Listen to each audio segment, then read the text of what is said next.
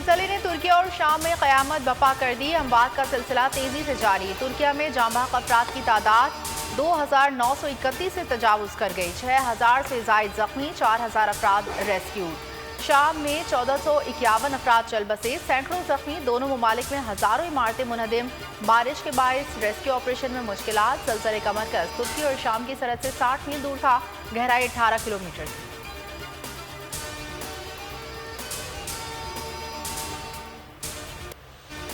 जिसे अल्लाह रखे उसे कौन चखे। कई मंजिला इमारत मुनहदिम हो गई, पर जिंदा बचाने वाले बच्चों को मलबे से निकालने के मनाज़िर ने रोंगटे खड़े कर दिए। तुर्की में लाइव कवरेज करने वाले रिपोर्टर ने मलबे से बाहर आई 4 जिंदगियों को रेस्क्यू किया।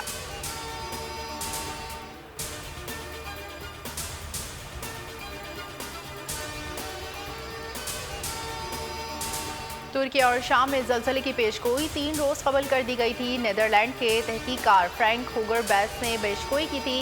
फ्रैंक हुगर ने जनूबी एशियाई खित्ते में भी ज़लज़ले की पेशगोई की है, जिसका मरकज़ चीन, भारत, ईरान और पाकिस्तान हो सकता है।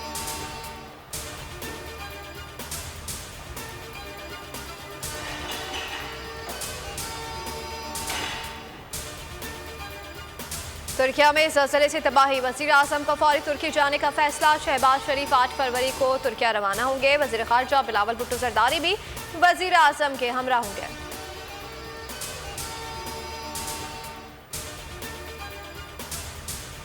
साबिक़ सदर परवेज़ मुशर्रफ का सफ़र आखिरत। नमाज़ जनाजा मलेर कैंट में 1:45 पर अदा की जाएगी। तदफीन फौजी कब्रिस्तान में होगी। रेंजर्स ने कब्रिस्तान की सिक्योरिटी के इंतजाम संभाल लिए।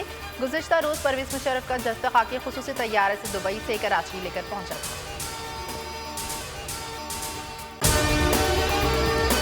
और अगर आपको हमारी ये वीडियो पसंद आई है तो लाइक पर क्लिक कीजिए। खूने नाहक बहुत पी चुकी ये जमीन, अब कोई दिन में ये खून उगलने को है।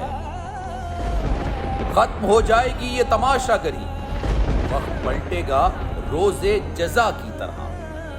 ये जो पेशावर में ताजा लहू है बहा, एक क़यामत करेगा फलक पर बपा। गम की सलमनाक घड़ी में बोल सानह पेशावर में शहीद होने वालों के लवाहिकीन के साथ। सब्सक्राइब करें और बेल दबाएं ताकि कोई खबर रह न जाए।